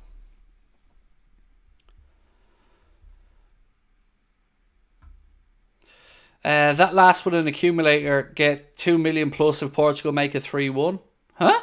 I don't know what accumulator that is, mate, but 2 million quid. My God, whatever that accumulator is, that's I'd be looking to hit the cash out button immediately now if I was that person. Pedro Neto assists and he's only been on the pitch 2 minutes. Pedro Neto is an incredible player, and the only thing that I would even doubt about him is the injury record. But as a player, I've always been a fan. He's got a fire in his belly. He's very good technically. His work rate's incredible. He's really young, still got space to improve. It's just that injury track record that would scare me to go in for Pedro Neto. But other than that, he's really good. Any special guest for the Cardiff show? Unsure at the moment, mate. We're still working on the lineup. So obviously when we went to Liverpool and we're doing a comedy venue, it made sense to try and get a comedian to come on with us. For Cardiff, I'd like a musician, but I'm trying to find the right type of person. So obviously over in Ireland, I was lucky I had Paddy who could do the gigs for us and was amazing. But I don't know of anybody in and around the Cardiff area that can come and sing all the Liverpool songs for us. So if I can figure it out, we'll probably have a musician. If we're not, it might just be little old me. Well, I say little old me. There'll be me, Connor, Ben, Chris Stonage, and Lucas. But other than that, I'm still trying to figure it out. The referees and VAR are far superior in the Euros compared to the Prem, said Oswald Fortitude. Hello from Dubai. Great channel. Mate, my son is so obsessed with going to Dubai. Yeah, we haven't been before, but Lucas is always asking me, can we go to Dubai? Can we go to Dubai? And I really want to get over because it does look lovely. But welcome in, and thank you so much for your kind words. Really appreciate it, DXB. Lovely to have you in with us, my friend. If you haven't, please do hit that subscribe button and drop a like on the stream for us. It is finished in the Portugal game. Portugal 2, Czechia 1, which gets Portugal off to a winning start at the Euros. Tom Jones is available. Imagine. Oh. She stood there laughing. Ha ha ha ha ha. Oh, mate, if only. Me and Tom Jones belting out Delilah. Yeah. Yes, please. Try and get Jamie Webster. Oh, yeah, because one, that's in my price range. And two, I think Jamie Webster has bigger fish to fry, to be fair. And he's moved away from doing Liverpool stuff.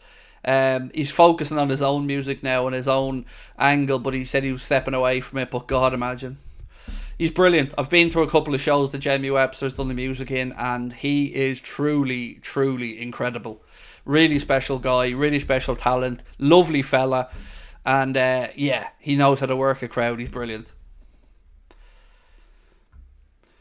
Who's my favourite commentator? Mine is Craig, said SG.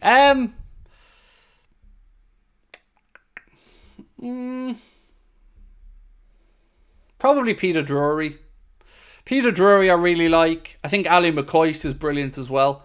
But yeah, I think Peter Drury is probably the answer. Fritz Frank said, I drunk sang Delilah in South Korea karaoke bar years ago. I think the only time I've ever done karaoke, mate, was when I was 7 in Santa Ponza in the Verdemar Hotel. And I did, what was the song from Flashdance? The first When There's Nothing But a Slow Moving Dream or whatever it's called. What a Feeling? Is that the song? Yeah, I think I did that when I was 7. And that's the only time I think I've ever sang karaoke. The lad said Peter Drury is my favourite. Oh, dude, I was so happy when I heard Sky were replacing Martin Tyler with Peter Drury. Yeah, Darren Fletcher's not bad either, Goomy, to be fair. He's not bad, but I think Peter Drury's incredible. John Champion, another good shout from Mikhail. John Champion is another good commentator. Yep, can't argue with that. How do you think Scotland will do with the Euros? I know it was a disappointment start, but do you think they can get out of the group? No, I don't. I don't. I know that 4 of the best third place teams will go through as well. But honestly, I can't see them beating Switzerland. I just don't see where they get points. So I'd love them to get through, but no. If I'm being honest with you, I don't think Scotland get out of the group stage. Do I have a new camera or new lighting? No. The honest answer is the top. If I wear a darker top, my skin gets brighter on the camera. If I wear a lighter top, my skin gets darker on the camera. It's mad.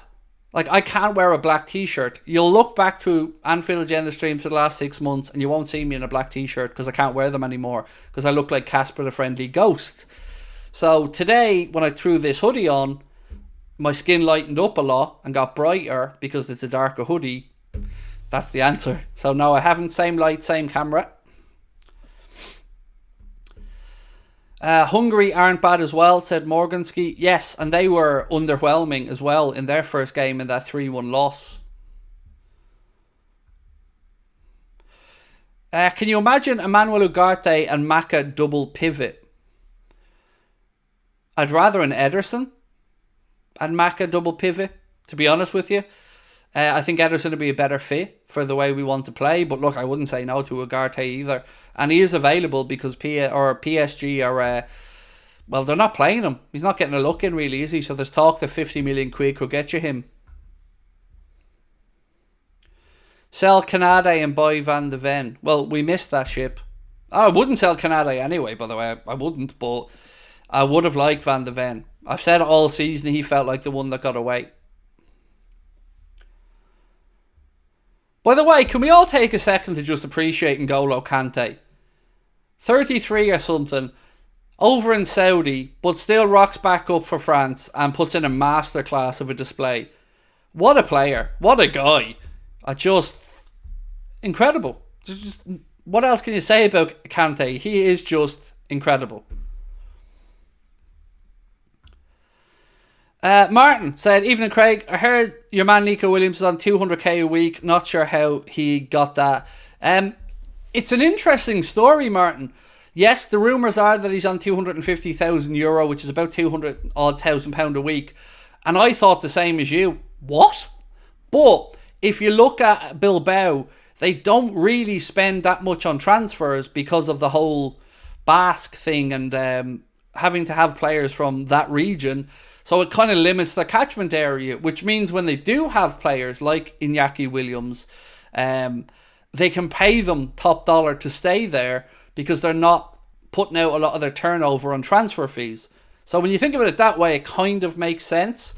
But it would also make it difficult then if somebody does come in and trigger the release clause, because then your starting point is the wage he was already on, which, let's be honest, is very, very high for a young player who's still developing. So, yeah, it's an interesting one. And I couldn't see Liverpool giving him 200 grand a week. So I don't know how that one may work out. But yeah, it is a strange story.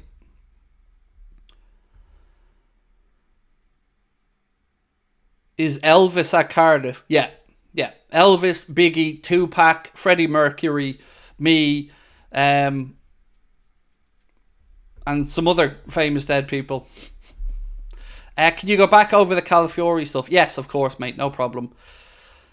Right, so look, we'll do what we always do as we enter into the last half hour of tonight's stream. I'm going to fly back through all of the news from top to bottom for you guys, and you can go from there. Right, so first story of the day comes in from the Telegraph, and they're speaking about Crystal Palace's Mark Gay. They say that, one, they're not giving up on him. They want him to sign a new deal, but if he comes back from Germany and informs them that he doesn't want to sign a new deal and he wants to leave, then Crystal Palace have apparently set the asking price at £65 million for Mark Gay. I think when you look at that figure, you have to take a couple of things into account. One, the homegrown tax, the English tax, his development over the last year or two, and of course the fact that he's now got big tournament experience with England. And I think it's reasonable. I'm not saying I think it's the greatest bargain in the world, but I think it's reasonable. So I wouldn't be put off by the £65 million valuation. Then we moved on, we spoke about how many players Liverpool have away at international competitions over the course of the summer, and the answer was 14. We've got 4 away at the Copa America and 10 currently away at the Euros. Both of those competitions come to an end at around the 14th, I think it is, of July. Then the players who have lasted and go all the way through will of course have to have their summer holidays before they report back for pre-season. The opening fixture of the Premier League campaign for Liverpool was unveiled today as well. Liverpool will travel to take on Ipswich Town on Saturday, the 17th of August on TNT Sport, which means ... it's a 12:30 kickoff, but we kind of knew that already once we seen the fixtures come out, but there you go. So Liverpool Ipswich 12:30 on the opening Saturday of the Premier League campaign. Then we move on to a bit of a cryptic post from Rami Abbas Issa, who said, From meaningless and pathetic clickbait headlines to influencers ending a post with a pointless question for engagement. How do people fall for that? I wonder if anybody is pointing out the irony in what Rami Abbas has posted there. He finishes with a vague question for engagement, which is the very thing he's just kind of mocked others for. And he's also put a post that doesn't give any information, that is cryptic and a bit clicky. So, what's up, Rami? Have you got something to say, bro? Would you like to tell us something? If not, what you on about?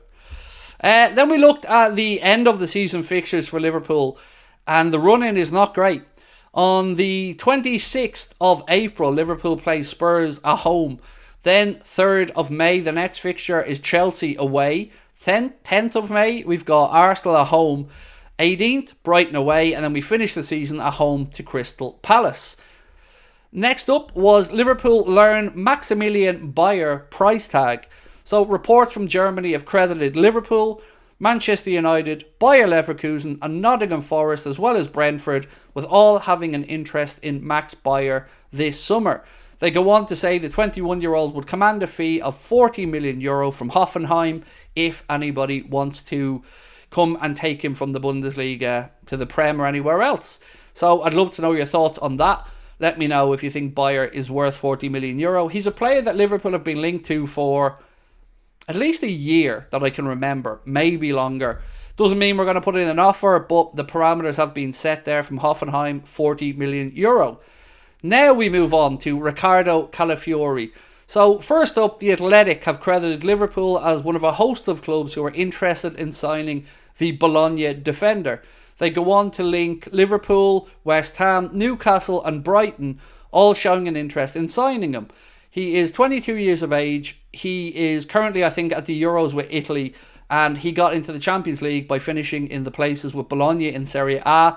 And they don't want to sell him, but with the big clubs hovering around, somebody's going to probably make an offer. James Horncastle has said Liverpool are one of the clubs to have inquired about Riccardo Calafiori. Bologna wish to keep him and can offer him Champions League football. But I don't know. I feel like if a big club comes in with big money, there's a deal to be done there. Some people in our chat were suggesting a price of about 40 million, and they think that's a bargain considering how good he looked for Bologna and how good his statistics were. I'm going to be honest and say to you guys, I've not watched anything of him. I've heard of Bologna's story last year under Thiago Motta and how well they were doing. Obviously, their manager has since gone to Juventus. But he's an Italian defender who can play at left back and left centre back.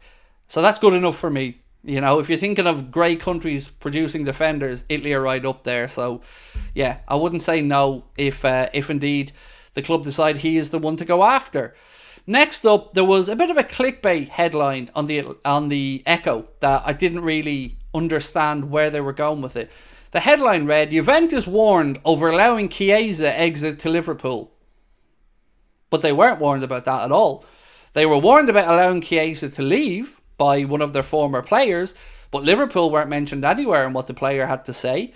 He said, if Juve sell Chiesa, for me, they're making a mistake. Yes, he has breaks on the pitch, but he has a terrifying engine on an explosive level. In one-on-one, he's unique, and you have to give him freedom of action. At Juve, they never saw the real Chiesa. Chiesa has always felt misunderstood, but he has enormous potential that is still unexpressed. And for me, when you have a strong player in the team, you keep him. Now, the problem Juventus are facing is that he's going into the last year of his contract and that they probably need to make a big decision on letting him go for free in a year or trying to convince him to stay or cashing in. And if they do look to cash in, I honestly want Liverpool to be part of that conversation because I think Federico Chiesa, for the right price, would be a good, astute piece of business. Then we move on to Anton, Stuttgart centre-back. Florian Plettenberg today posted this. Waldemar Anton has definitely not made a final decision about his future. However, the captain of Stuttgart knows that Leverkusen in particular are pushing hard to sign him. Xabi Alonso was called multiple times as revealed yesterday. So, it looks like this. Leverkusen could lose Jonathan Tah, who may well go to Bayern Munich. If they do, it looks like Waldemar Anton is the one that they want to use to replace him. He's 27, he's experienced, captain of Stuttgart, 14 clean sheets, and obviously Stuttgart pit Bayern Munich into second place in the Bundesliga.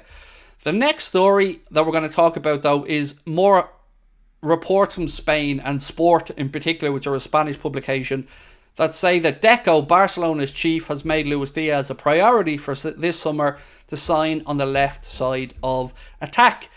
But they do end with the big obvious caveat that they don't have the money. So, you know, with all the best intentions in the world, unless they can come up with a load of dosh, it doesn't look like this one's... Yeah, it doesn't look like they have the money. So it's kind of a nothing deal. But interestingly, it doesn't say that Liverpool have closed off the idea of selling him. It said that Liverpool haven't made their mind up on his future yet, and they don't need to rush to do so because he's got 3 years left on his Liverpool deal. Another story that we haven't really spoke about much is Hanko, who's been tipped with a move to Liverpool and to Spain. I think most likely we won't see him reunited with Arne Slot, but I guess you can never rule it out. There's been lots of stories circulating to say that Liverpool are interested in him. I think Atletico Madrid also interested in signing him. That's kind of where we're at with the latest news. So the big stories really, and why we went with the video we did, is the Italian job, because it looks like Chiesa and Calafiori are today's hot topics. So there you go. I hope that's filled everybody in who's come in a bit late. Excuse me. Chiesa would fit in perfectly with us, said Colin Blackshaw. For me, Colin, I look at Chiesa like this. I'd love him, but I don't feel comfortable that I'd replace anybody with him. As a supplement to our squad, I'd love Chiesa. But let's say we lost Mo. I wouldn't be putting all my eggs in the Chiesa basket for the obvious injury track record reasons. But for the right price as an addition, I'd be all over it. I think it would be a very astute piece of business. So there's one more funny story that I've left to the end of the stream. And just when you think you've seen everything in football, sometimes you read something that kind of just makes you shrug your shoulders. And Jack Lusby has posted something today on Twitter to say that Liverpool are currently advertising for a new player care administrator for the men's first team. The job description shows how weird the life of a Premier League footballer really is. This is quite interesting. So this is what the role entails. Are you ready? Assisting players in setting up their home with desired living arrangements and liaise with the parties on items such as helping set up tenancy agreements, cleaning services, utilities, liaising with local authorities regarding council tax, TV, telephone/broadband suppliers and mobile phone providers, insurance companies, sourcing driving lessons and private chefs, setting up families with both private and NHS healthcare, handling all incoming items delivered into the player at the training centre and organising couriers and postage of outgoing items, facilitating the signing of merchandise on behalf of the players, providing a concierge service for all players as and when is required, moving and securing vehicles in the car park and organising vehicle cleaning, vehicle deliveries and collections, and connecting players with preferred suppliers, organising and facilitating the service and repair and taxing and insuring of said vehicles,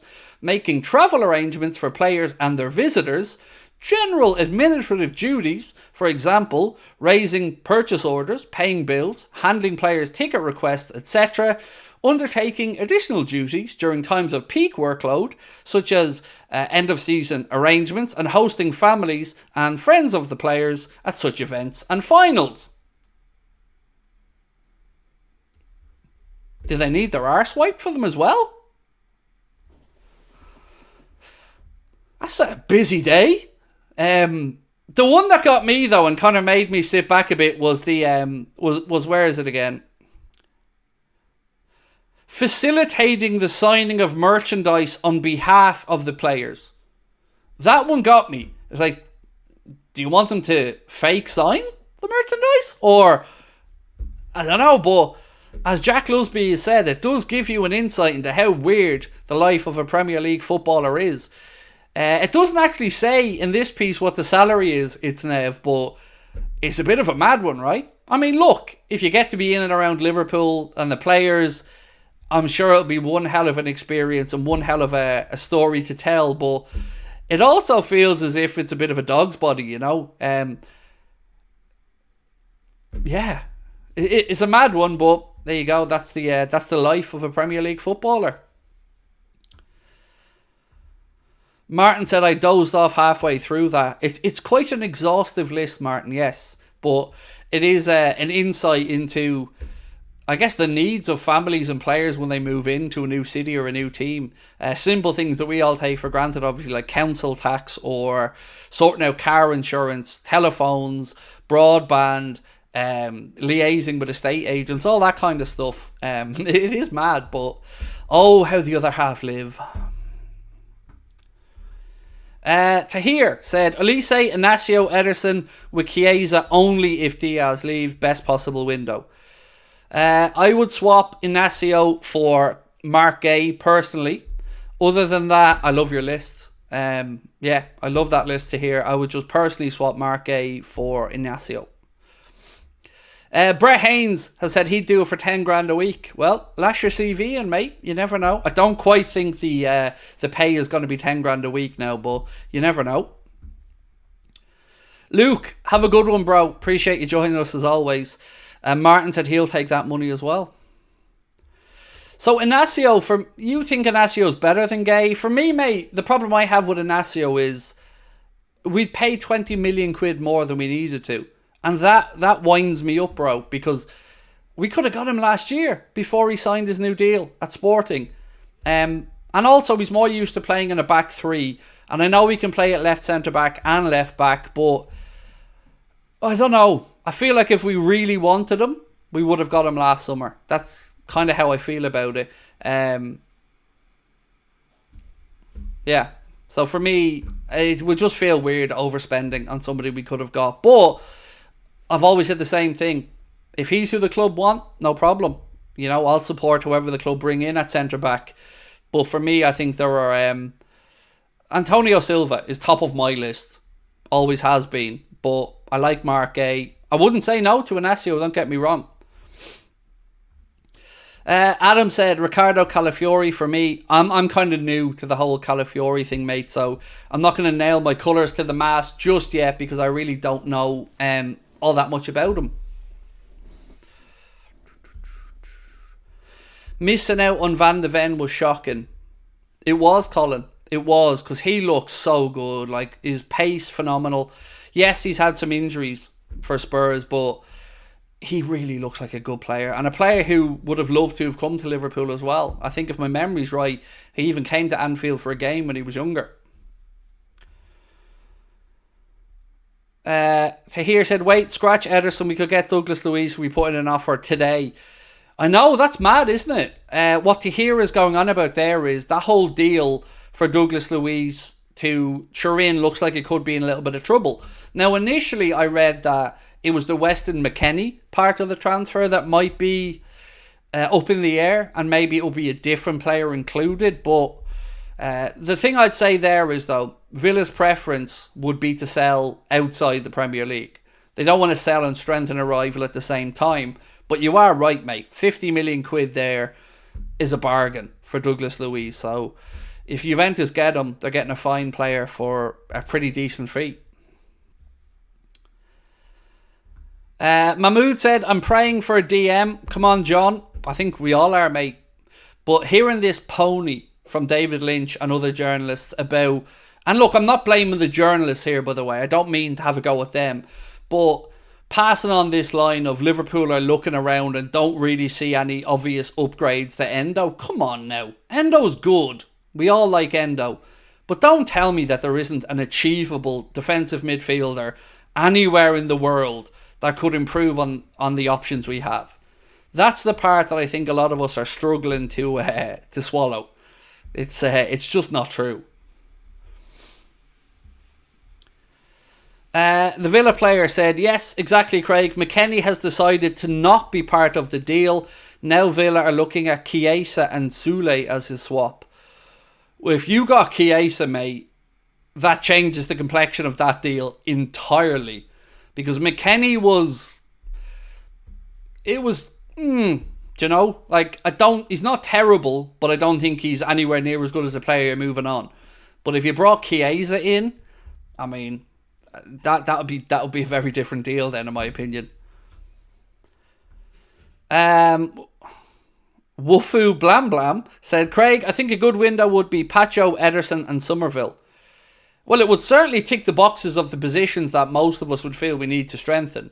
Crescencio, Somerville, all we know as of now is that Brighton have made the first contact with Leeds. Fabrizio Romano confirmed that yesterday. He said the race is far from over. There's still time for the likes of Liverpool or Chelsea or anybody else interested in him. But right now, we're all just kind of sitting around, waiting, seeing if anything is going to happen, when it's going to happen, when we're going to hear from our manager. It's a weird time at the minute. You wake up every day frantically looking at your phone thinking, is there going to be news today? No, not yet. But... you know, my own intuition makes me feel like we'll hear something before the end of June because of those FFP, profit and sustainability rule finances that clubs have to free up some cash before the end of June because that's the end of the financial year.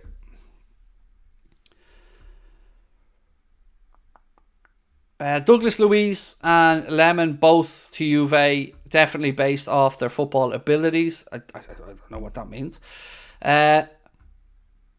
Love you, mate. You help me more than you know because I have mental health issues. Keep up the good work, bro. And I'm trying to come see Liverpool so I can meet you. Arthur, if you're coming to Liverpool, mate, let me know. Because as a fellow sufferer of mental health, I'd love to buy those tickets for you, mate. So if you can come to Liverpool, Arthur, you've got my promise. Your tickets are on me, bro. If you want to reach out to me, email contact@AnfieldAgenda.com. And I promise you, if you can bring yourself to come, if you can make the arrangements to travel up to Liverpool or whatever, your tickets are on me. And it'll be a pleasure to meet you, shake your hand and give you a hug. And thank you for your lovely, lovely sentiment, mate. It's always lovely to hear that the channel helps people out and stuff. But I want you guys to know that it is a two-way street. I wouldn't be doing these live shows. I wouldn't be in a position to do them without your support and the confidence and belief you've given me as a person to be able to go on stage and speak. Because it scares the hell out of me, dude. But thank you so much, man. And yeah, to everyone that's coming along to the show, it's going to be a great night. Whether you're coming to Cardiff or you're coming to Liverpool, both shows, we're gonna leave it all out there, as they say. So you can get your tickets with the QR code on the screen or the link at the top of the chat. And they're the last two stage shows we're going to do as a channel. So if you want to come along and see us, £15, all ages events. And there are 2 group tickets left for Cardiff, which means you can get 4 tickets for a total of £50. There's only 2 of them left though. And yeah, that's kind of where we're at. And also delighted to say as well that this gentleman, Carl Porter, will be joining us on stage in Liverpool. He's going to do a stand-up set and he's kind enough to do a Q&A with us as well at the end of the show where we ask the audience for their questions on anything and we just answer them. Come to Canada for a show, I'd love to see you. There's every chance we come to Canada because my wife has lots of aunts and uncles who live around the kind of Toronto, Mississauga area. So, yeah. There's every chance we end up in Canada, even if it's not for a show. Maybe it's just for a family trip, but certainly nothing but good things to say about Canada. I'm sure you'll do everyone proud, matey. Oh, I don't know, mate. Honestly, it's they scare the living hell out of me. Like I can do this, no problem. Sit here talking to you guys, but standing there, vulnerable, light shining on me, it's not something I can just stroll on and do, but life's about challenges, right? And if I'm going to shit the bed, I might as well be in front of as many people as possible. What are your thoughts of Illing Jr. of Juve? I don't have any because I don't know anything about him. Maybe I'm showing myself up a bit there, but I don't watch all that much of Serie A because I don't really enjoy it that much. I think it's It's one of the least enjoyable of the big leagues for me. I certainly prefer watching La Liga or the Bundesliga.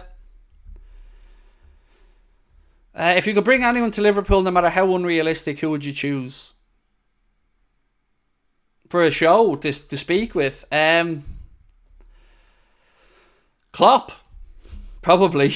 John Aldridge. I mean, I've always wanted to interview John Aldridge. It's been an ambition of mine since we started making content.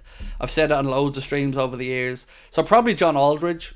I love Aldo. I think you always get an honest answer from Aldo, and he doesn't hold back, and I love that about him. So other than that, Kloppo.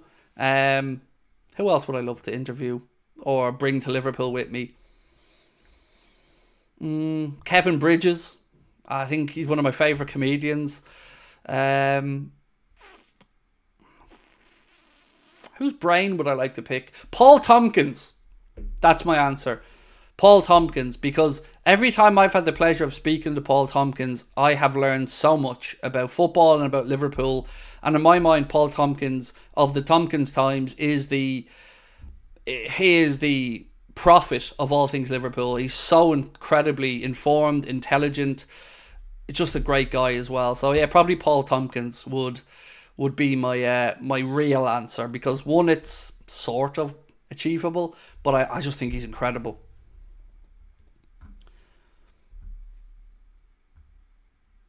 I'm in the Mississauga area. I'm down for a show. See, there we go.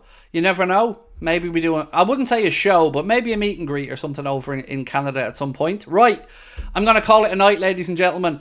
I'm going to go spend some time with the family, but thank you for tuning in. And again, don't forget, 75 additional tickets have been added to the Liverpool show, so you can get them with the link at the top of the chat or by scanning that QR code on the screen.